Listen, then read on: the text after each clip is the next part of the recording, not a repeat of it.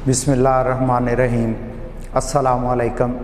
यकीनन आप सेहत की बेहतरीन हालतों में होंगे और इसके साथ साथ अपनी पढ़ाई के हवाले से पूरी तवज्जो और कोशिश में मसरूफ़ होंगे। बच्चों, हम नेक्स्ट अभी हमारा जो लेक्चर शुरू होने जा रहा है इसमें ताबश दहलवी, जिसके हवाले से हमने लास्ट लेक्चर में उसके कुछ अशार पर गुफ्तगू की थी, उसके हवाले से कुछ मज़ीद बात को आगे बढ़ाते हैं। उससे पहले मैं कुछ जुमले फ़िक्रे बोलना चाहूँगा, कुछ बात करना चाहूँगा। वो ये है कि जो बार बार मैं क्लास में भी जब रेगुलर लेक्चर होते थे तो मैं लाजमी बात किया करता था। एक बात अपने जहन में बिठा लें कि आप लोग जो हैं वो अपनी तैयारी के हवाले से किसी सूरत पीछे नहीं हटेंगे।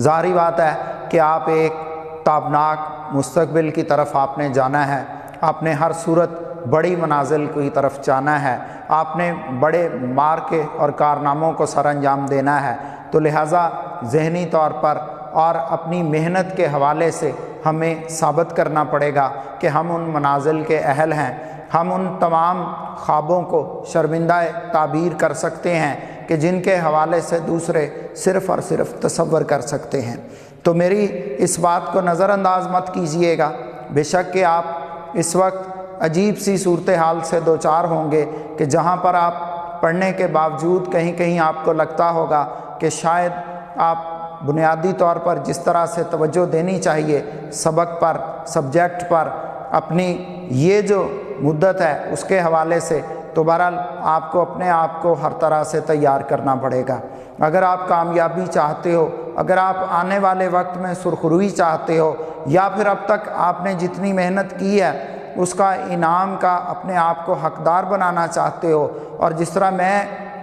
कहा करता हूँ कि अगर आपने आइडियल अल्लामा इकबाल में एडमिशन लिया है तो इसका मतलब ये हरगिज़ नहीं है कि यहाँ पर सिर्फ़ और सिर्फ दाखिला ले लेने से आपका जो रिज़ल्ट है वो टॉप पे चला जाएगा। आप जो है वो बोर्ड जो है उसमें नुमाया पोजीशन हासिल कर जाओगे। ज़ाहिर बात है बच्चे, जिस तरह से यहाँ पर मौजूद इंतज़ामिया और स्टाफ अपनी मेहनत के बलबूते पर इस चीज़ को आगे लेकर चलने की कोशिश करता है, और उसमें हमारा सबसे बड़ा इश्तिहार आप लोग ही होते हैं, और इसी की बदौलत ही हम आने वाले वक्त में और बड़े से बड़े मार्कों की तरफ चले जाते हैं। तो बिल्कुल आपसे उम्मीद करता हूँ कि आप अपनी मेहनत और तवज्जो से अपने आप को वैसे ही तालिब इल्मों की सफ़ में लेकर आओगे कि जिन पर अदारे को नाज है, जिन पर हमारे शहर को नाज है, जिनकी बदौलत पंजाब में गोजरा का नाम नुमाया फहरिस्त में शामिल होता है। तो आते हैं ताबश दहलवी की तरफ। और ताबश दहलवी के हवाले से मैंने बताया था कि ये थोड़ा कदरे छुपा हुआ शायर है। ऐसा शायर है कि जिसके हवाले से शायद आपने इससे पहले इसका नाम भी नहीं सुना होगा। अदबी हलकों की हद तक महदूद रहा, या फिर वो सफ़े कि जिनके अंदर सुखन फहम, सुखनवर लोग मौजूद रहे, उन तक इसका नाम पहुंचा, या फिर कुछ चंद एक ऐसी पढ़ी लिखी महाफिल जहां पर इनके हवाले से मुसलसल गुफ्तगू होती थी या जिनका ये मसाला था, वहां पर ये बंदा मौजूद रहा। मैं इसका शेर पढ़ता हूँ, फिर इसके हवाले से हम मज़ीद गुफ्तगू करते हैं। शेर है कि तमाशा सोज़ है हर जलवाए अंदाज़े यकदाई। अब इसके अंदर जी तमाशा सोज़ वो जलवा जिसको देखने के बाद और कुछ नज़र ना आए।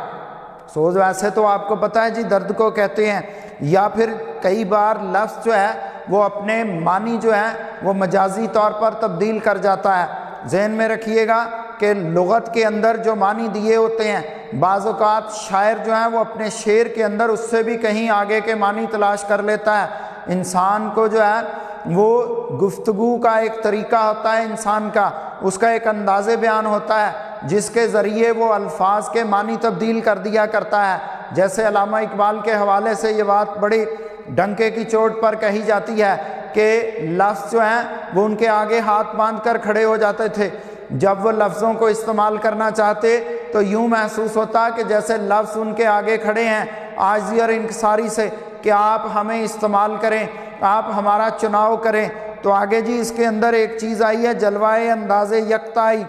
یہ توحید کا جلوہ ہے جی، یعنی یہاں پر جو اللہ پاک کی وحدانیت ہے اس کے حوالے سے ہے۔ لیکن پھر ذہن میں رکھیے گا کہ کہیں پر جہاں عشق مجازی آئے گا، شاعر جو ہے وہ نعوذ باللہ عشق مجازی کو عشق حقیقی کے برابر لے جا کر کھڑا کر دیتے ہیں، وہ اس کے برابر لا کر ان مضامین کو بیان کرنے کی کوشش کرتے ہیں۔ بہت سارے جملے، بہت سارے فکرے جو ہر لحاظ سے قابل گرفت ہوتے ہیں وہ اس میں استعمال کرتے ہیں۔ اور اس کے بعد جی تماشا سوز ہے ہر جلوائے انداز یکتائی۔ اب ہم نے اس میں جی دیکھا کہ اے اللہ تیری وحدانیت کا جلوہ ہر منظر کو اجلا دیتا ہے، اور اس کے ساتھ ساتھ جو ہے یعنی ہم لفظ جو ہے یہاں پر ایک استعمال کریں گے جی جلا دیتا ہے، یعنی جلا دینا نئی زندگی عطا کرتا ہے، نیا انداز عطا کرتا ہے۔ اب اس میں کیا ہے کہ شاعر کہتا ہے کہ اے اللہ پاک تجھے ایک مان لینا ہمیں نئی زندگی عطا کرتا ہے، اور اس کے بعد پھر کیا ہے کہ راستے کی تمام رکاوٹیں ختم ہوتی چلی جاتی ہیں، آنکھوں پر چھائی ہوئی دھند چھٹتی چلی جاتی ہے، ہر پردہ ختم ہوتا چلا جاتا ہے، اور پھر تو ہی تو نظر آتا ہے، یعنی تم ہی تم ہو، کوئی پردہ بھی اب حائل نہیں ہوتا، حائل ہونا رکاوٹ ڈالنا۔ اب یہاں پر واضح طور پر جو ہے یہ شعر عشق حقیقی کی طرف ہے جی، یعنی اس کے اندر جو ہے اللہ تعالیٰ کا جمال و کمال، اور اس کے بعد اس کا انسان کے دل میں سما جانا۔ جب انسان اللہ پاک کی یاد کی طرف چلا جاتا ہے،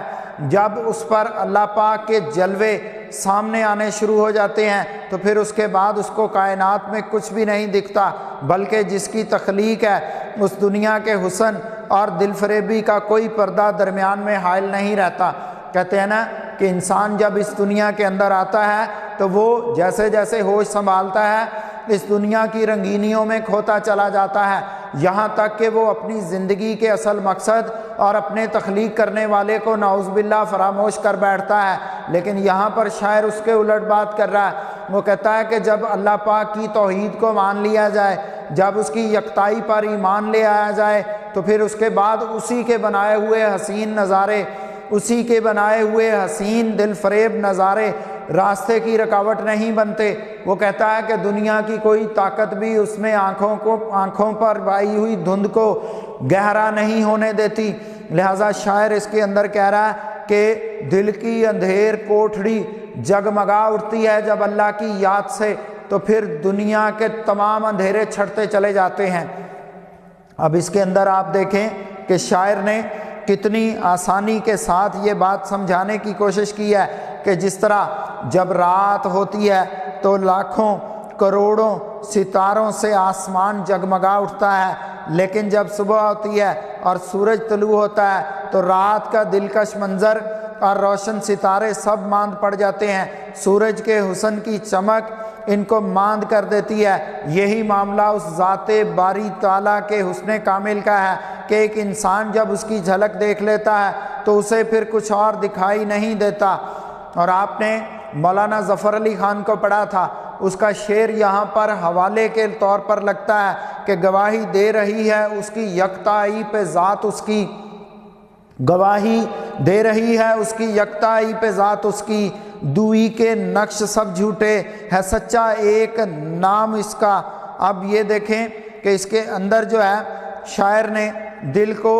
ایک آئینہ خانہ بنانے کی کوشش کی ہے جی، جس طرح انسان آئینے کے سامنے جائے تو اس کو سوائے سچ کے اور کچھ بھی نہ دیکھنے کو ملتا ہے، تو یہی چیز اس کے اندر ہے۔ وہ کہتا ہے کہ چاروں طرف وہی دکھائی دیتا ہے۔ جب انسان اپنے آپ کو اللہ پاک کی ذات کی طرف لے جاتا ہے، اس کی وحدانیت کو سمجھ جاتا ہے، اس کی یکتائی کی طرف جاتا ہے، تو پھر وہ کہتا ہے کہ دل میں ایک وہی ہوتا ہے، اسی کے جلوے ہوتے ہیں، اسی کا نور ہوتا ہے، اور کوئی دوسرا اس میں سما نہیں سکتا۔ اب اگر ہم اس کو تھوڑا اس طرح سے دیکھیں کہ جب اس کا حسن نگاہوں کے سامنے ہو تو اس کی چکا چوند نگاہوں کو اس قابل نہیں رہنے دیتی کہ اس کے سوا کچھ اور یا کسی اور کو دیکھ سکیں، اس کی یکتائی کا جلوہ تماشا سوز ہے، اس کے ہوتے ہوئے انسان کچھ اور نہیں دیکھ سکتا۔ تو ہم نے دیکھا کہ اس شعر کے اندر شاعر نے کس طرح اللہ پاک کی وحدانیت، اس کی توحید کا ذکر کیا، اور اگر ہم اس کو عشق مجازی کی طرف لے کر جائیں، ویسے اس میں گنجائش نہیں نکلتی، لیکن اس میں اگر ہم لے کر جائیں کہ اگر حسن کا اثبات اور حسن کی نفی ہے تو بالکل اسی طرح ہر باطل کی بھی نفی ہے۔ یعنی اگر دنیا کے اندر بہت سارے حسین لوگ موجود ہیں، بہت سارے خوبصورت لوگ موجود ہیں، تو وہ کہتا ہے کہ اس کے ساتھ ساتھ کوئی ایسا حسن بھی موجود ہے جو ان سارے حسن والوں کو ایک ہی وقت میں ان کی نفی کر سکتا ہے، ان کا انکار کر سکتا ہے، اور وہ کہتا ہے کہ جب وہ انکار کر دے تو پھر اس کے بعد کسی کا بھی جلوہ متاثر نہیں کر سکتا، پھر اسی کا جلوہ آنکھوں پر چھایا رہتا ہے، پھر اسی کے حوالے سے ہی آنکھوں کو سکون اور ٹھنڈک محسوس ہوتی ہے۔ تو ہم نے بچے یہ شعر پڑھا، اب میں اس کے بعد کے شعر کی طرف جا رہا ہوں، اور اس میں ہم دیکھتے ہیں کہ شاعر کس طرح سے اپنی گفتگو کو ترتیب دیتا ہے۔ ایک بات تو واضح ہو چکی، ہم اب تک تقریباً تابش دہلوی کے 5 اشعار کو پڑھ چکے، تو اس میں ایک بات تو واضح ہو چکی کہ تابش دہلوی عشق حقیقی اور عشق مجازی دونوں کو ملا کر بات کرنے کے عادی ہیں، اور جو ہم نے ابتدائی طور پر اس کے تعارف کے حوالے سے کہا تھا کہ ان کی غزل کے اندر دہلی کی غزل کا اثر نمایاں ہے، چھاپ نمایاں ہے، رچاؤ نمایاں ہے، ٹھہراؤ نمایاں ہے، دلکشی نمایاں ہے، تو یہاں پر یہ بات جو ہے وہ واضح ہو رہی ہے۔ یعنی ان کی غزل کی جو رنگینی ہے وہ اس حوالے سے معمولی سے غیر معمولی کی طرف جاتی نظر آتی ہے، سفر کرتی نظر آتی ہے، کہ ہم نے اس میں ایک جملہ فکرہ اور بھی بولا تھا کہ ان کی غزل کے اندر جو اخلاقی چیزیں ہیں وہ نمایاں ہیں۔ یعنی اگر یہ عشق مجازی کی بات کرتے ہیں تو اس میں آڑ عشق حقیقی کی لیتے ہیں، اس کے اندر عشق حقیقی کو نمایاں کرتے ہیں، اور پھر اس کے بعد اپنے مضمون کو آگے لے کر چلتے ہیں۔ چونکہ دنیا داری سے انکار ممکن نہیں ہے، شاعر اپنی جمال پسندی کو پس پشت نہیں ڈال سکتا، شاعر اپنی حیرت کو نظر انداز نہیں کر سکتا، شاعر اپنے کہے ہوئے جملے فکرے ایسے لوگوں کے سامنے نہیں رکھ رہا جو اس کی زبان سے واقف نہیں ہے، یا پھر وہ ایسے لوگوں کے درمیان زندگی نہیں گزار رہا جو سرے سے اس کا مسئلہ نہیں ہے۔ جتنا مرضی وہ اپنے معاشرے کا انکار کر لے، جس طرح مرضی وہ اپنے معاشرے سے پیچھے ہٹ جائے، اس کے باوجود وہ اسی معاشرے کا شہری، اسی معاشرے کا حصہ رہتا ہے، اس سے وہ کسی صورت انکار نہیں کر سکتا۔ لہٰذا جب وہ شعر کی صورت میں کسی بھی مضمون کو لے کر آتا ہے تو اس کے پیش نظر کہیں شعور میں، کہیں لاشعور میں، کہیں تحت الشعور میں یہ بات ضرور موجود رہتی ہے، بلکہ میں یہ کہوں تو زیادہ بہتر ہوگا کہ زیادہ مضبوطی سے موجود رہتی ہے، کہ وہ ہر صورت جو ہے اسی دنیا کو ساتھ لے کر چلتا ہے، جس دنیا کو وہ سدھارنا چاہتا ہے، جس دنیا کے حوالے سے وہ گفتگو کرنا چاہتا ہے۔ تو میں شعر پڑھتا ہوں اور پھر بات کو مزید آگے بڑھاتے ہیں۔ تو شاعر کہتا ہے، رہا ایک ایک قدم پر پاسے آداب طلب ورنہ، وہاں ہم تھے جہاں پانا تیرا مشکل نہیں ہوتا۔ پاسے آداب طلب جی، مانگنے کے آداب، حاصل کرنے کے آداب، رکھ رکھاؤ، قانون قاعدہ، اصول، قانون دستور، یعنی بہت زیادہ وسیع معنوں میں یہ لفظ جو ہیں یہاں پر استعمال ہوئے ہیں۔ تو وہ کہتا ہے جی مجھے ہر قدم پر مانگنے کے آداب کا خیال رہا، ورنہ میں جس جگہ پر تھا تجھے حاصل کرنا کچھ مشکل نہ تھا۔ اب یہاں بہت گہری بات ہوئی ہے جی، یہاں بالکل ایک چیز جو ہے سامنے رکھی گئی ہے کہ عاشق وہ نہیں ہے جو اپنے عشق کی خاطر محبوب کو ذلیل اور رسوا کر دے، بلکہ عاشق تو وہ ہوتا ہے کہ چاہے جل کر راکھ ہو جائے اور محبوب کے راستے کی دھول ہو جائے پھر بھی محبت کے آداب کو فراموش نہیں کرتا۔ شاعر نے یہاں پر یعنی ہم نے دیکھا کہ جو غزل کا روایتی محبوب ہے یا غزل کا جو روایتی انداز ہے اس میں محبوب کے حوالے سے ہمیشہ گلا شکوہ اس انداز سے کیا گیا کہ اس کو باقاعدہ برا بنا کر پیش کیا گیا، اس کو زمانے کا طرفدار بتایا گیا، اس کو زمانے کے حوالے سے ہی ذلیل و رسوا کیا گیا، اس کے ساتھ ساتھ اس کے حساسیت، اس کے پتھر دل ہونے، اس کے ستمگر ہونے کی بابت بہت کچھ کہا گیا، لیکن یہاں پر شاعر نے اپنے آپ کو بطور عاشق اس انداز سے پیش کیا ہے کہ وہ کہتا ہے کہ شاید کہیں پر جو میرا انداز تھا وہ درست نہیں تھا۔ یعنی دو طرح سے یہ اس کے اندر موجود ہے بات۔ ایک چیز تو وہ کہتا ہے کہ اگر ہم اس طرح سے دیکھیں کہ محبوب کی شان اور عزت پر اپنی جان بھی قربان کرنے سے دریغ نہ کرنے والے عاشق کی بات کی جا رہی ہے، یعنی اس کے اندر کیا ہے، وہ کہتا ہے کہ محبوب کے چہرے اور زلفوں کو وہ آلودہ نہیں کرنا چاہتا تھا، بلکہ آداب محبت کے تقاضوں کو پورا کرتے ہوئے خاموشی سے دور کہیں بیٹھا رہا۔ آپ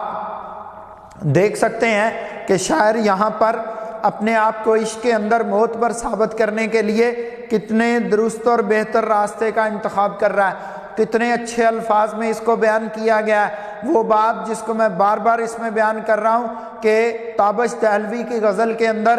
اخلاقی قدروں کے حوالے سے بہت زیادہ کام ہے۔ صرف یہی غزل نہیں، ان کی پوری شاعری کے اندر یہ بات موجود ہے کہ انہوں نے جو ہے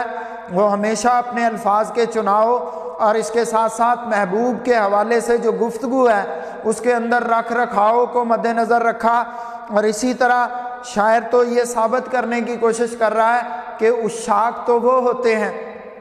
عاشق تو وہ ہوتا ہے، چاہنے والا تو وہ ہوتا ہے کہ اگر محبوب کے دیدار کے لیے جائے تو سرے محفل نہیں جاتا کہ کہیں رسوائی نہ ہو، بلکہ کہیں دور سے محبوب کا دیدار کر لیتا ہے۔ یعنی اگر وہ محبوب کو دیکھنا بھی چاہتا ہے تو اس انداز سے دیکھتا ہے کہ وہ دوسروں کی نظروں میں نہ آ جائے، اس کی بدولت محبوب دوسروں کی نظروں میں نہ آ جائے۔ اور اسی طرح اگر وہ محبوب سے ہم کلام ہوتا ہے تو پھر اس میں بھی وہ کہتا ہے کہ اس کی گفتگو جو ہے وہ اس کے محبوب کی طبع نازک پر جو ہے وہ گراں نہ گزرے، وہ ناراض نہ ہو جائے، اس لیے وہ اس سے دور ہی سے دیکھ کر اپنے بے قرار دل کو سکون دے لیتا ہے۔ در حقیقت شاعر اپنے آپ کو محبت کے اس درجے پر فائز ظاہر کر رہا ہے جہاں محبوب کو حاصل کرنا تو مشکل نہیں ہے، لیکن جہاں عشق کے آداب ہیں وہ ان کے خلاف کسی صورت نہیں جانا چاہتا۔ شاعر بہت بڑی بات کر رہا ہے جی، یہاں بہت بڑا پیغام دے رہا ہے۔ وہ کہتا ہے کہ یہ جو دنیا ہے یہ قانون، دستور اور قاعدے کی بات کرتی ہے، لیکن جہاں پر عشق آ جاتا ہے، جہاں پر محبوب کی بات آ جاتی ہے، جہاں پر دل کی بے قراری کا ذکر آتا ہے، جہاں پر ہجر اور وصال کے معاملات آتے ہیں،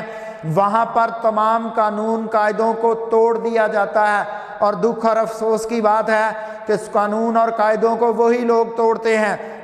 جن کو چاہیے کہ وہ اس کی پاسداری کریں۔ اور شاعر جو ہے وہ یہاں پر در حقیقت اپنے آپ کو ان تمام قانون قاعدوں کا پاسدار ثابت کر رہا ہے۔ لہٰذا وہ کہتا ہے کہ میں نے چپ رہ کر ظلم سہنا تو قبول کر لیا، لیکن شکایت کو اپنے لبوں پر اس لیے نہیں لے کر آیا کہ اگر محبوب کے حوالے سے میں واویلا کروں گا، محبوب کو ستمگر بتاؤں گا تو میرے بعد آنے والے لوگ اس منزل کی جستجو نہیں کریں گے، میرے بعد آنے والے لوگ اس راستے کی تلاش میں نہیں نکلیں گے کہ اس پر بہت زیادہ کٹھنائیاں ہیں، مصیبتیں ہیں، امتحان ہیں۔ لہٰذا وہ کہتا ہے کہ نہ صرف میں نے اپنے محبوب کو چپ رہ کر سرخرو کر لیا بلکہ اپنے آپ کو بھی اس حوالے سے معتبر کر لیا۔ لہٰذا اس کے اندر جو آداب محبت کا تقاضا ہے اس کے حوالے سے اس نے بے تاب ہو کر،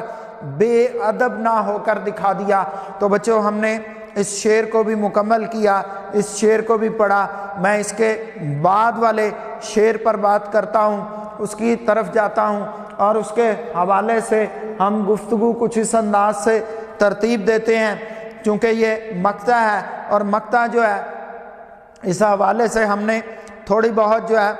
وہ گفتگو کرنی ہوتی ہے۔ ازل سے اپنا مقصود طلب ہے کون ہے تابش کہ پائے جستجو شرمندہ منزل نہیں ہوتا۔ سب سے پہلی بات تو بچوں اس میں یہ ہے کہ جو مقطع ہے یہ در حقیقت مطلع کو ہی تھوڑا آگے پیچھے کر کے بیان کر دیا گیا ہے۔ وہاں پر بھی سکون کی بات کی گئی تھی، یہاں پر بھی سکون کی بات ہے۔ ازل سے مراد جی ہمیشہ ہے، مقصود طلب سے مراد جستجو کا حاصل کرنا ہے۔ پائے جستجو یعنی جو پاؤں جو تلاش میں مصروف ہے، در حقیقت سفر کرنے والے، شرمندہ منزل پر پہنچنا ہے، کہتا ہے جی ہم ازل سے اس ذات کی تلاش میں مصروف ہیں جسے پانا انتہائی مشکل ہے۔ ایک چیز جی۔ دوسری طرف کیا ہے کہ وہ کہتا ہے کہ اللہ تعالیٰ جو ہے وہ ہماری طلب کا مقصود، ہماری آرزو کا حاصل ہے، ہمارے سفر کی منزل اور ہماری عبادت کی چاہت ہے، ہم اس کی تلاش میں ہیں مگر ہمارے قدم ابھی تک منزل تک نہیں پہنچ پائے۔ اب ایک چیز ذہن میں رکھیے کہ انسان جو ہے وہ ہمیشہ سے اس دنیا کے اندر اپنے آپ کو سرخروئی کی طرف لے کر جانے کے لیے بھٹکتا رہا ہے۔ اس نے ہمیشہ اپنے آپ کو مختلف قسم کی جو جستجو ہے اس میں کھپائے رکھا ہے، لیکن سب سے اہم جستجو کون سی ہے کہ اس ذات پاک کی طرف توجہ جس نے ہمیں تخلیق کیا، جس نے ہمیں اس دنیا میں بھیجا، وہی ہے۔ اور اللہ مقصود طلب یعنی منزل ہے، اسی کے تلاش میں انسان چلتا رہتا ہے، لیکن وہ ذات، وہ حسن پھر بھی نظر نہیں آتا۔ جستجو میں جو لطف ہے وہ شاید منزل مل جانے میں نہ ہو۔ یہاں پر شاعر نے جو بے قراری ہے اس کو ایک نیا انداز دے دیا ہے۔ شاعر کہتا ہے کہ ہماری جو جستجو ہے یہ ہمیں آگے سے آگے لے کر چل رہی ہے۔ اب اس میں ایک اور چیز بھی تھوڑی بیان کرنا چاہوں گا کہ اگر آج کے انسان کو خصوصاً دیکھیں کہ اس نے جتنا اپنے آپ کو الجھا لیا ہے، جتنا وہ اپنے آپ کو بہت زیادہ الجھا چکا، وہ کہتا ہے کہ